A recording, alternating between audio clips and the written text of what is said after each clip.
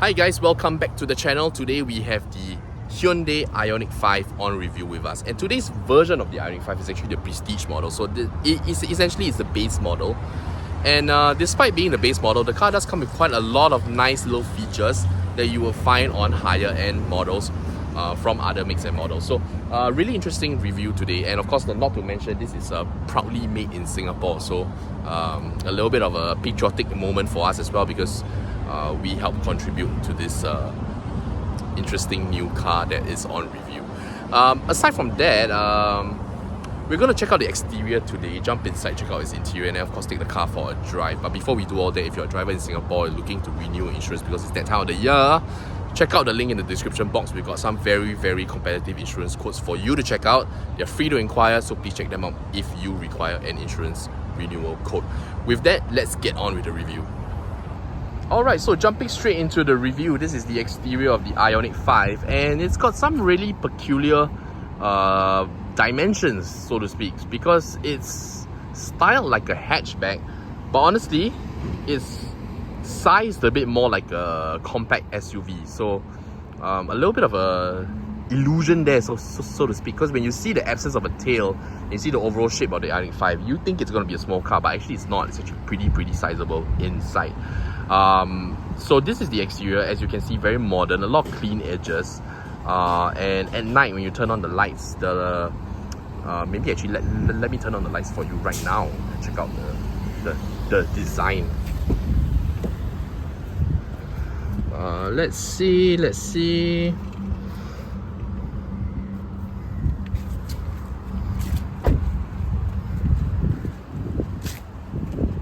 So, some very interesting lighting designs. It's a little bit too bright for you to see very clearly, but you can tell it's got this very nice blockish design, almost like a block cartoon character. I think that's really unique, and it's actually really distinctive when one of these guys drives up behind you on the expressway. So I think it's got a pretty cool aesthetic going on for it. And if you look down the side, it's, you know, this theme of modern, something that's very modern and very sleek actually does continue. So some very nice blanked out wheels. These are 19-inch, but still have a lot of rubber for you to enjoy some sort of comfort.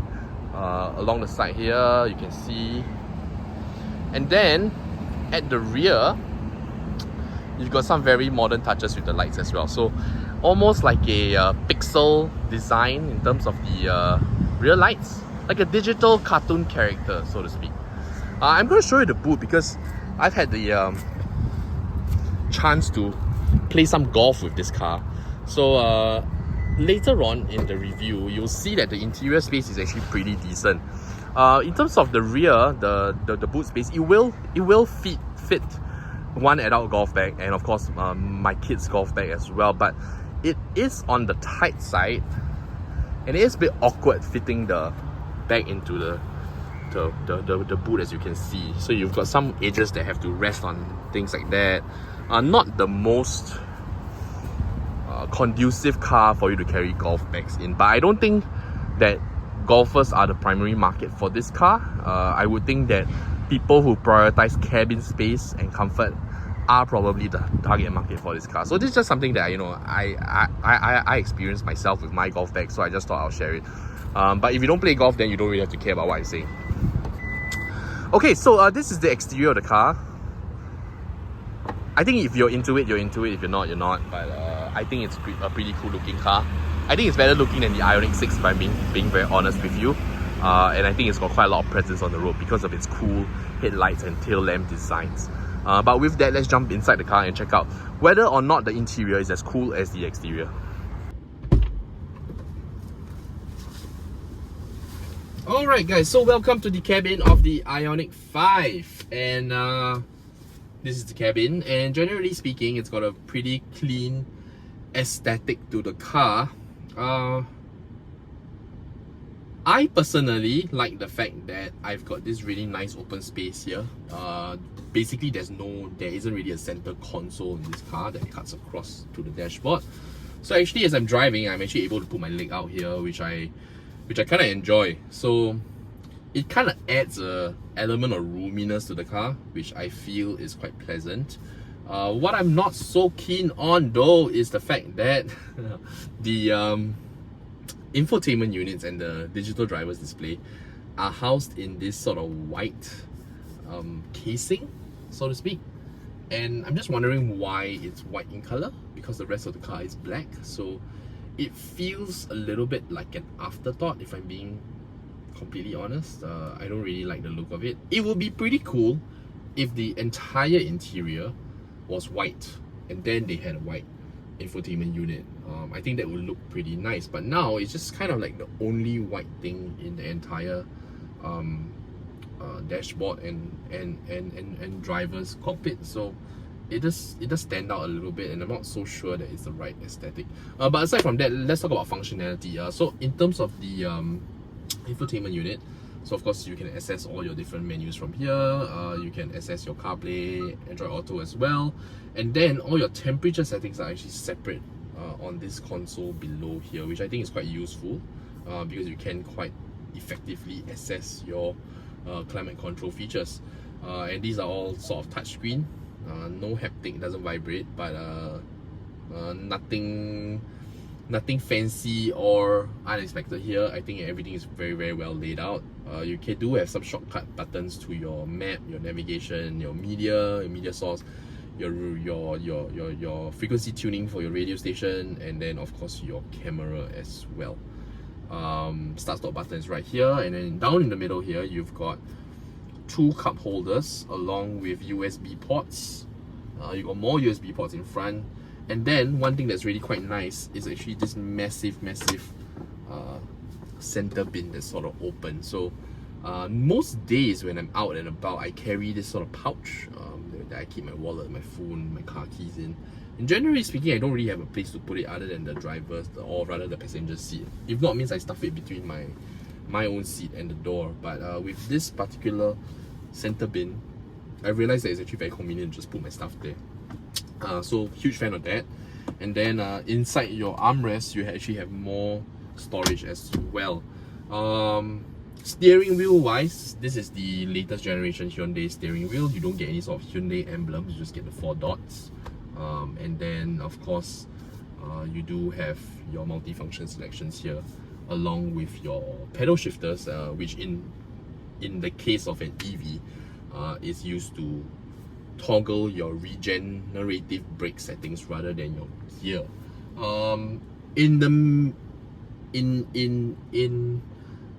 Or rather, as today's trend goes, Hyundai have also moved towards a stock drive selector, which is down here. You just need to toggle front and back for your drive mode. So drive, reverse is all selected from here, including park as well.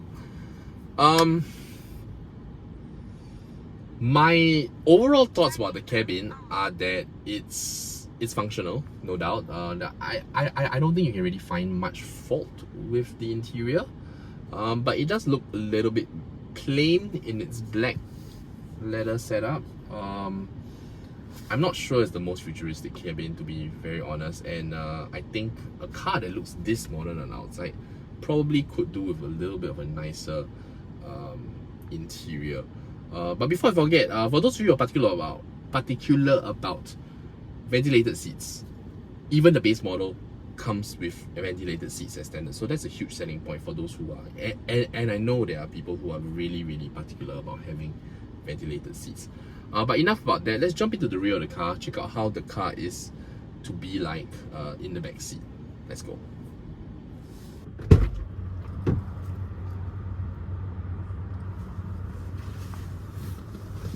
Alright, so welcome to the back seat of the Ioniq 5, and immediately you can see that this is a very comfortable place to be in. So this driver's seat is in my regular driving position. I am 175 meters tall, and this is the amount of legroom that I have. Absolutely massive legroom for a CAT A car. So really good value for money if you're looking at it from that perspective. Headroom is really good as well, despite having a panoramic roof here. I didn't open it, but you can Generally, panoramic roofs eat into the headroom a little bit, but not in the case of the Ioniq 5. Probably because it already has quite a large amount of headroom to begin with. So I think everything, you know, to be very honest, the seating position in the rear is actually really nice. I don't feel like I'm elevated too much as you get with some cars. The seat to window height ratio is pretty nice, so it's got a very natural seating position, so to speak. Sometimes you get windows that come up a bit too high, and sometimes you got windows that go a little bit too low, and then you feel like you're a bit propped up. But not in this case. You feel like everything is just right. I love the fact that it's got B-pillar air cons, because I'm not a fan of center console air cons. They just don't really work well for me. B-pillar ones are perfect. I love them. So really nice to see Hyundai include these in the car. I also think that it does add a certain level of premiumness to the car. I think Volvo were the very first cars I saw B-pillar air cons on, and I absolutely love them. But aside from that, you can tell that there's really a huge amount of legroom here, and the center portion of the second row floor is also flat, fully flat. This center console does eat into the legroom a little bit, but other than that, it is actually flat. So I would say that if you need to put 3 moderately sized human beings at the back, I think you've got a pretty good chance of achieving that. And then of course you've got ISOFIX points as well. So if you are using this car to carry your kids or your newborns, I think that is very useful, because the legroom as well will probably allow you to accommodate a rearward facing child seat without the need to sacrifice too much legroom on the front passenger's end. So I think all that's really nicely done. Aside from that, let's jump back to the driver's seat, take the car for a drive, and see how the car performs.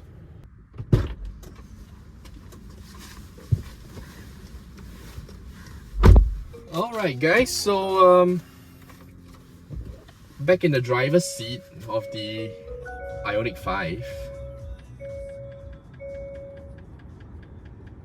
So we're gonna go take the car for a drive now, but before we do that, as usual, let's talk through some basic specifications. So this is the base model, 58 kilowatt hour battery, and with that you get about 143 brake horsepower. So that puts it comfortably within category A COE. So for those of you who are conscious about COE car categories, you'll be glad to know that the base Ioniq 5 is available in CAT A. And that also just means lower upfront cost for you and the family. In terms of power, so 143 brake horsepower, like I mentioned, 350 Newton meters of torque, 0 to 100 in about 9.5, 9.6 seconds.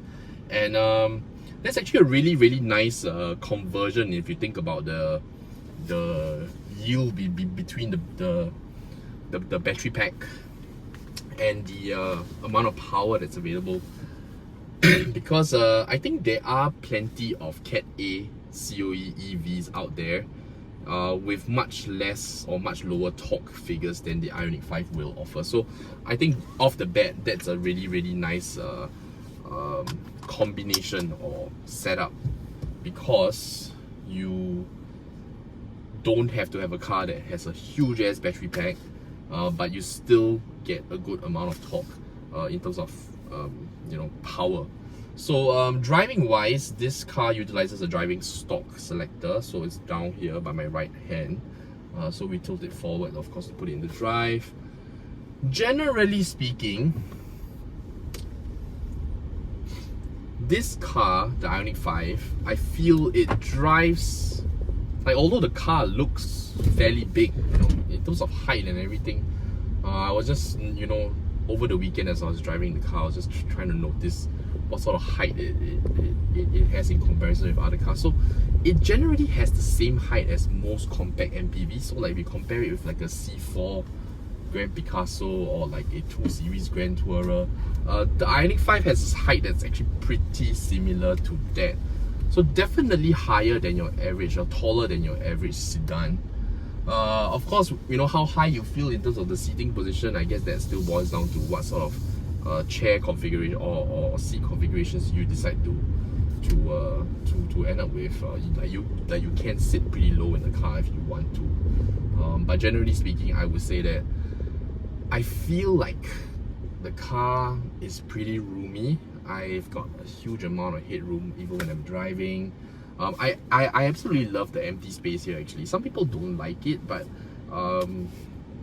I like the feeling of having quite a bit of space in terms of the front cabin, so that when you man spread while you drive, you don't really have to worry about the center console too much. So I think that bit's really nice. Overall, I think driving position is really good as well. I feel quite comfortable when I'm in this car. And somehow, you know, although all cars have seat adjustment, you can't always get the right driving position in every single car. But with the Ioniq 5, I'm glad to say that driving positions are actually quite pleasant, or rather the driving positions available to you are quite pleasant, and I'm able to find a very, very good middle ground. Okay, so rear wheel drive configuration in this car, and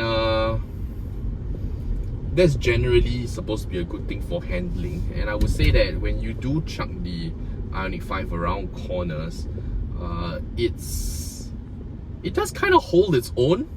It does lean a little bit, or rather you do feel the car load onto its front tire a little bit. But one thing I wanted to say was that it's a bit strange in the Ioniq 5 in the sense where I feel like, although it's a rear wheel drive car, steering feedback wise feels almost like a front wheel drive car. So you do get a lot of bounce back when you release the wheel, you know, through, like in the middle of your turn. If you release the wheel, the car does spring back quite quickly, and also because the car does load a little bit on the front tires when you do chuck it into a corner, it does feel a little bit front wheel drive-ish. But honestly speaking, at this kind of segment, or this kind of CAT A segment, I don't think you're really buying this car for its performance features as well. So I don't think you'll be chucking this car around in corners too much. Furthermore, it is a pretty sizable cabin, as I've shown you earlier. So family car wise, I think this is a pretty good option. And if you're buying this car as a family car, then I also don't think you're going to be chucking it around corners all that much. But in this current tire setup, which is the 19-inch tires, I would say that this Ioniq 5 is probably one of the more comfortable EVs that I've had the chance of driving, because quite a number of EVs today,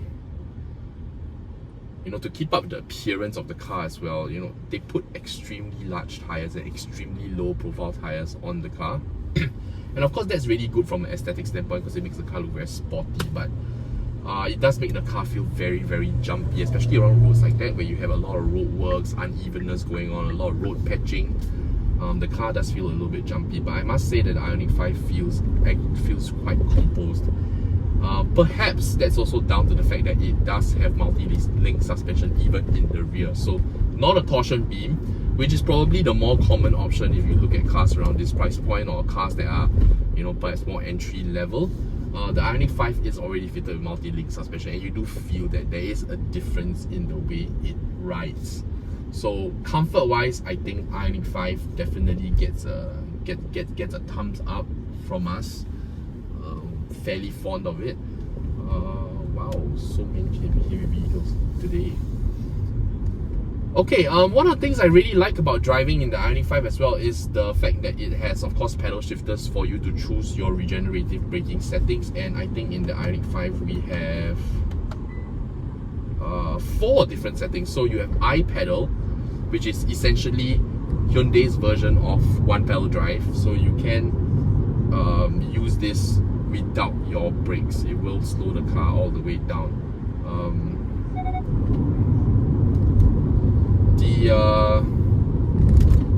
The regen braking is pretty strong on this one though, so it is something to get used to, because cars at the back of you will not really know that you're slowing down if you release your accelerator pedal. But that's also something to get used to. Generally speaking, I like the option of having or rather I like having regen braking options to suit different types of driving. So now as I'm approaching this particular, if I just release the accelerator all the way, the car will come to a complete stop. So this is iPedal, okay, one pedal drive.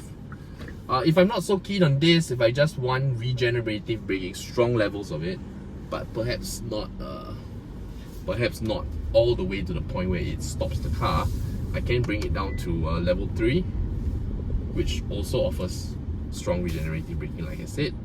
So I think this is good for like people who want to maximize the regen braking capabilities and maximize the economy that they are getting, but you know, don't necessarily want the car to stop all the way. Personally, for me, I'm still quite fond of driving EVs the same way that I would drive a petrol powered car. So for me, it's regen level 1 or 0. So 0 offers you, I'm not sure if there is even regenerative braking here, but in this mode, this is where you get the most coastiness. Your car just keeps rolling, and it's a pretty nice sensation, I must say. Up on the highways when you're cruising, generally I like to be in level 0. And then of course, if you get an obstacle in front of you, then you don't really have to use your brakes as well. You just need to tap your left pedal, slow it down. Oh, I'm trying to do this with a hump here. Not bad.